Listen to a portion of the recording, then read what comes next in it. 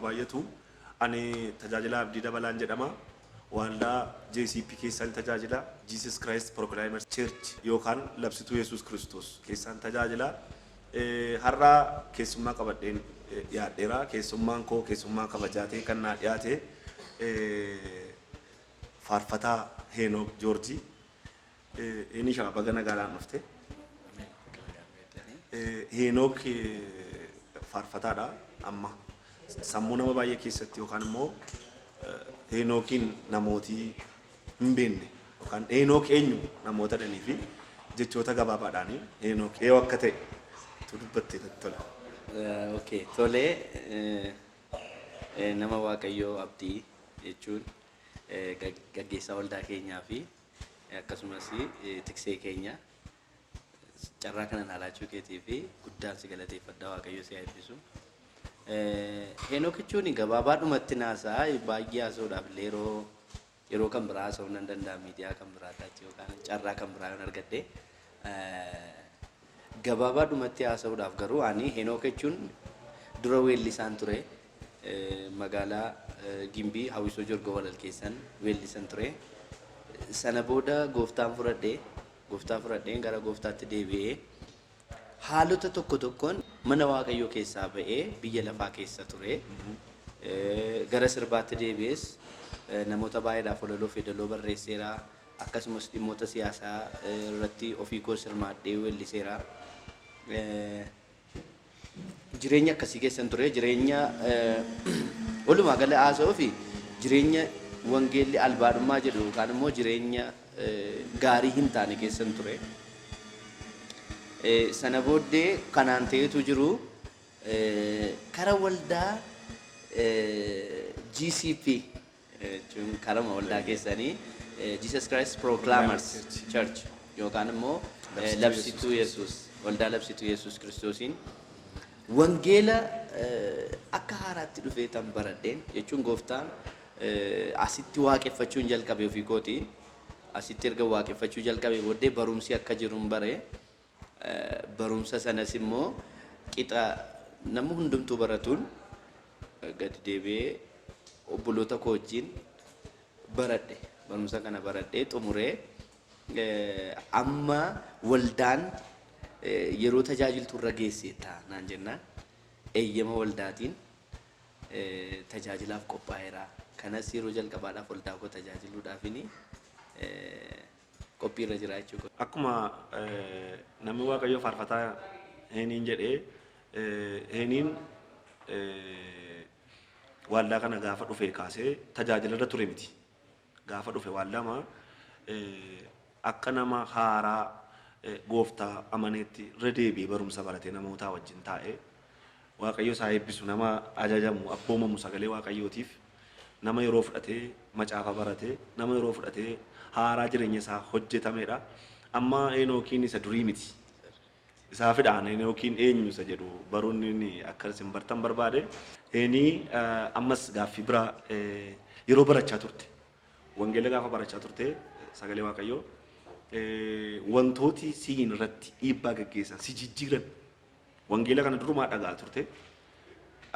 Wangeela kana adda kan godhu kan si jijjiire nama biraa jijjiiruuf humna waan qabuuf utuu iddoo si jijjiire pointi si jijjiiretu dubbatte. Galatoomii wangeela beekuu dura darbeen si'a sadi dubbiseera wangeela. Guutummaatti mul'ata. Guutummaa masaa. Uumamarraa ka'ee amma mul'ataatti guutummaa masaa si'a sadi dubbiseera. Garuu gaafan si'a sadi dubbisu akka fiikshiniittidha. Innaa waldootan kanaan dura ture barumsa amantii cimsannaa jedhamu na barsiisaa turaniiru baradheera. Akkuma nama reefu amanuutti akkuma amanaa tokkotti baradheetan sadarkaa darbamuu qabu keessan darbee achi ga'e. Garuu wantooti iccitii ta'an jiru. Ani jalqaba ortodoksii irraan dhufe waldaa ortodoksii keessattis wanti gaaffii natti ta'u as keessatti akkanatti himametti tun ta'in ammas deebisee wanti gaaffii natti ta'u uumame. Sanarraan kan ka'e akkaataan itti wangeela dubbisee ofii koo hubadhe anaaf jireenya hin taane badiisa ta'e malee. Namoota baay'ee nana mana hiriyoota baay'ee balleesseera. Wangeelumatti lallabeen balleesse waan kan biraatu hin ta'in. Wangeelli kuni baduufis jiraachuufis akkaataan itti wangeela hiikkatan sababa baduufis jiraachuufis. Kanaaf iyyuu nuti akka wangeela obboloonni koo hiriyoonni koo baay'een kan walii wajjin kanaan dura haasaa turan na dhagaa jiru ta'an ammayyuu beeku isaan akkamitti akka haasaa turre. Inni kun ibsa biraas barbaada yoo waaqayyoon na gargaare kitaaba isaas nan barreessee yaadaa jira. Kun akkas ta'etu jiru waldaan GCP garuu eebuu ani gaaffii ani maaliif akkas hin ta'u kun maaliif akkas ta'e jedhee waldoota kaanii naariisise yookaan namoota akka namoonni na jibban kan na godhe inni deebii asitti na argateera. Innis immoo kan lallabamuu qabu gooftaa Yesuus Kiristoos duwwaa ta'uudha. Yesuus Kiristoos sababiin inni itti du'e sababii koo anaan na jiraachisuuf kanan jiraadhu immoo ayyaana waaqayyootiin ta'uudha malee namni na dirqisiisee daandii namni irra na gototu irra deemuun narra hin jiraatu jechuudha. Namoonni tokko tokko dhiifama gaafan akkas taasa'u waldoota tokko tokko keessa namoonni jiranii arrayyuu dhaloota ijoollee dargaggoota ta'anitti kan karaa cufan beekumsa waan isaan waa'ee waaqayyoo baruudhaaf barbaadanitti kan karaa cufan baay'eetu jiru. Kan dhiibamanii faarfattoonni dhiibamanii ala jiran jiru. Ammallee gooftaatti dudda gatanii kan jiranii akka koo kan wal wajjin faarfataa turre. Kan immoo waaqayyootti dudda gatanii immoo ittiin buluudhaaf warri tajaajilaa jiran immoo jiru. Dubbii sagalee waaqayyoo kana gatanii ittiin buluudhaaf garuu lafa dhannu hin qabnu kan jedhanii jireenyaaf kan ittiin tajaajilaa jireenyi isaanii garuu kan waaqayyoon hin beekne. Asumatti iyyuu namoota tuunfayyinuu wangeela tajaajilan jiru jechuudha. Faarfattoota hedduun hiriyaan qaba. Faarfattoota hedduu hiriyaan qaba gaafa asirratti dubbadhu namoota maqaan dha'u abaluu abaluun jedhu garuu kanumti dhugaa akka koonaa wajjin dhugaa akka koonaa wajjin qaamaa itti gooftaa tajaajilan jiru ammayyuu jiru. Kanaafuu macaafi waaqayyoon garaa beekuu kan waldaa kiristaanaa garaa beekuutu hin ta'in kan si jijjiire baruu waan ajaa'ibaati. Wangeela beekuun duwwaan jireenyan ta'u. Wangeela beekuun duwwaan jireenyan ta'u. Waldoota keessatti kan nama ajjeesaa jiru har'ayyuu seeradha. Seerri namoonni seera baqatu. Seera baqachuun immoo jireenyatti nama hin galchu. Seerri sirumayyuu akka nurratti aangoo hin qabne Yesuus Kiristoos seera jalaa nu baasuudha. Cubbuurratti cubbutumna godha nama caafa. Cubbumatti iyyuu humna gochuufi. Akkas ta'a. Namootuma nu wajjin jiran tajaajiltootuma wajjin tajaajilaa turre amma jireenya waaqayyoo jechuun hin tajaajilu garuu jireenya waaqayyoo wajjin qabu jedhee yaadu akkan yeroo sana turetti gatiin ilaalaa jiruuf ammayyuu.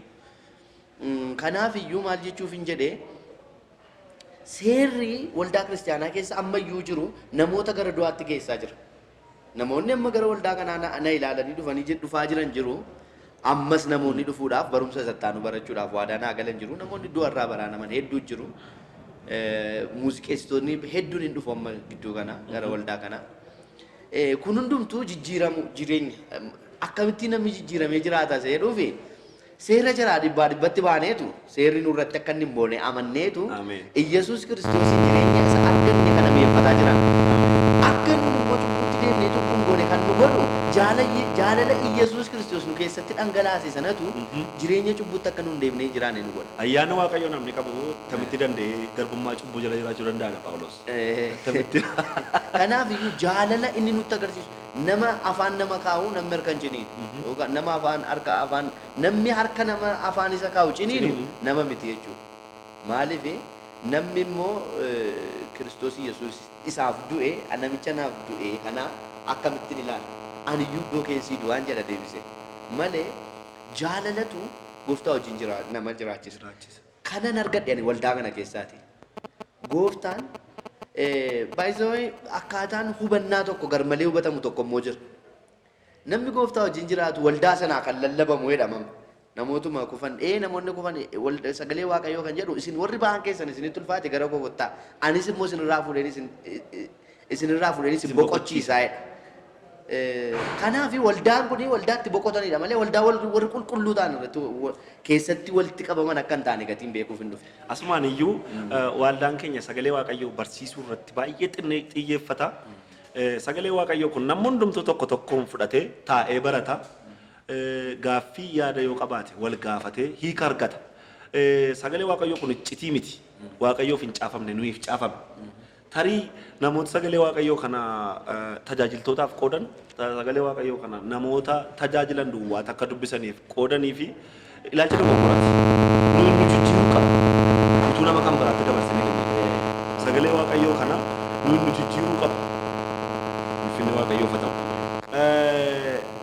amma sagalee waaqayyoo isa si jijjiire kan amman faarfataan Heenookiin isa sin durbeettan miti amma dhugumatti dhalate dhalachuun immoo mucaa waaqayyoo ta'uudha mucaa waaqayyoo ta'uun immoo isa dhumaa jireenyichaa fi shakkiif yaada namooti isinitti himu waa'ee faarfataa Heenookii fi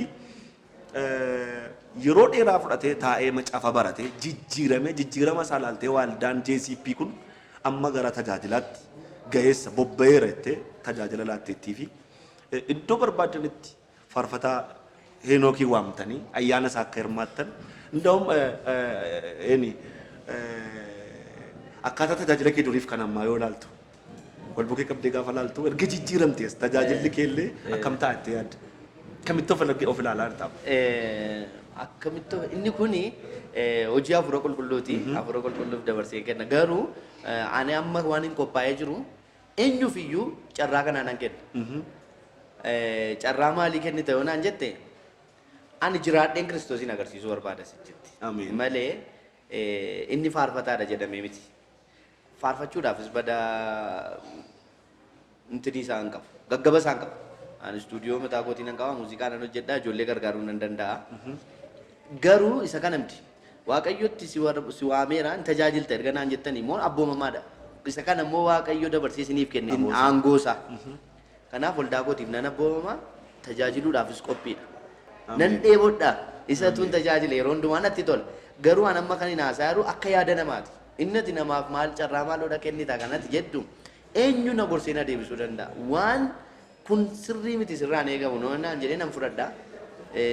Anis immoo jiraadheen agarsiisa waan sirrii hin taane akka hin hojjenne dhibbaa dhibbatti ofitti namana. Ofitti namana kana ija jabina qaba ija jabina qabdu sedheera wangeelli gadi ta'e akka durii ija laafee naasa'u dur waldaama keessa taa'een bortarii nan badaalaa ta'een ija laafee haasa arra garuu ija jabaadhee nan haasa. Inni shoo asumaan yaada gara xumuraatti deemuu fi namooti macaafni qulqulluun akka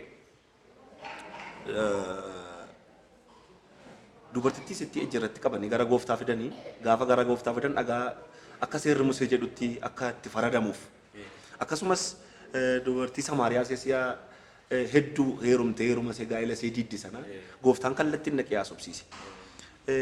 Namooti amma carraa namoota akka kee mana waaqayyoo keessa turanii amma bakki biyya lafaa keessa jiran namooti akka kee carraa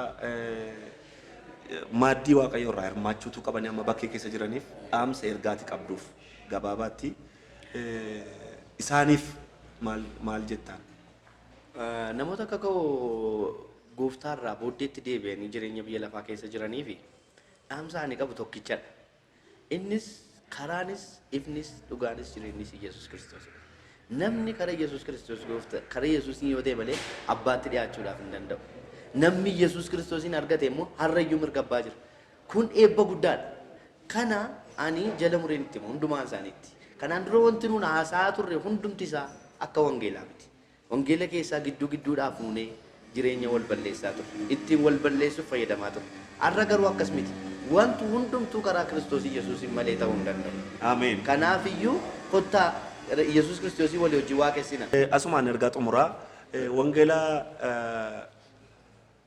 Luqaas irraa ilma badee argame sadha macaafi. Ilmi badee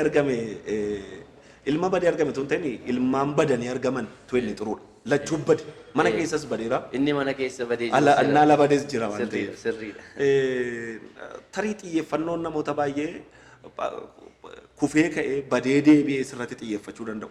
Ani garuu dhaamsan qabu namootuma mana waaqayyoo keessa badaniif iyyuu jiraachuu danda'u abbaa isaanii bira. Jiraachuun garuu abbaa isaanii isaan hin beeksisu. Akka jedhee obboleessichi inni mana keessa gaafa obboleessa alaa dhufu manatti ol illixoodhee baambane iyyee. Maal jennaan obboleessa isaa bakka barbaade bakkee turee dhufee fi abbaan koo waa godhe ana isaa yeroo hundumaa abbaa koo bukkee jiraatuu fi xobbaallaan wayillee naan qallee. Ana kan na dhibe deebii abbaati akka jedhe hamma kana na wajjin jiraatte attamitti kana na gaafatta kan koo kan ta'e kan keeti jedhee. Namooti mana waaqoo keessa ta'anii bifa garbaatiin of ilaalan jiru. Bifa garbichaatiin of ilaalan jiru. Ani garbicha jedhanii jechuudha.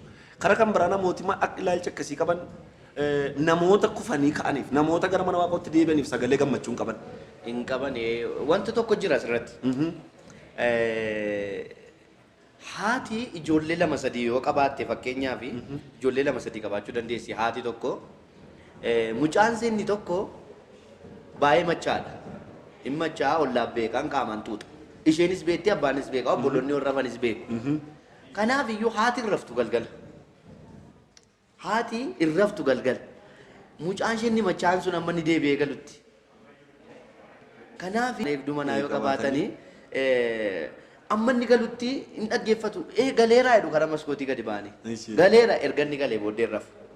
Yeroo hundumaa haadha gatii taateef gurri isheef iji ishee mucaa ishee isa dhugurree isa badee isa darreef maaliif warri kaan kan biraan immoo jiru mana keessa amma sunni isaan gaafa dhuganii dhufanii nagaa waltanii jedhanii magalanii rafu. Yeroo kaan immoo yeroo haadhaaf abbaa wajjin lafa waamicha waan tokko tokko dhaqanii hin dhugan maal dhugaatiin turuu miniiru. Abbaa haadhas dursanii jarri kuni warra of eeggatoodha. Mana sana keessatti of eeggatoodha. Suusii akka isaan qaban namni beeku. Garuu garmalee kufanii badu. Haati mucaan isheen sun qanqaaqaa dhaganii ta'e of eeggataa dhagatii ta'ee fi dhugee bakkeetti na jalaa kufaa dhugee karaatti na jalaa hafa kan jedhu yaada keessaa. Kanaafuu yoo inni bakkee buleesi dhimma boorga nama dhufe itti du'a garmalee du'ee bakkeetti hafan. Inni haadhaaf abbaa gowwoomsu. Inni haadhaaf akkasitti tajaajiltoonni nam beeka. Kan akkasitti wala keessa badanii Waaqayyo ijarraa fudhatee warra bakkee immoo ijarra kaatee jiru jira. Ammayyuu kan dhufan jiru waldaa kiristaanaa keessa. Warri keessa teessanii akkas gochaa jirtanis hin ta'ina akkasiin jedha. Jechuun an amma jiraadheen agarsiise dee waan hin yaaduuf warra walii wajjin wal beenna gatii ta'eef adaraa keessan hin jedha. Adaraa keessan jireenya dhugaa kiristoos wajjin jiraadhaa. Tajaajiltanii buddeen irraa nyaachuudhaaf duwwaa miti. Tajaajiltanii birrii irraa argachuudhaaf duwwaatu hin ta'in jireenyi keessan maalummaan keessan kiristoosiin lallabuu qaba. Namni isinitti gufachuu hin qabu. Isinitti gufatee namni tokko isinitti gufachuu irra dhagaan baaburaa morma keessanitti hidhamee bishaan keessatti darbatamuu keessan isinii wayyaan jedha. Namoota deebi'uu heeniitiif gammaddaniin amantoota guutummaa biyya addunyaa kanarra jirtan keessumaa tajaajiltooti amantooti afaan oromootiin tajaajilamtan hundi keessan baga gammaddan ilmi bade gargameera waan ta'eef.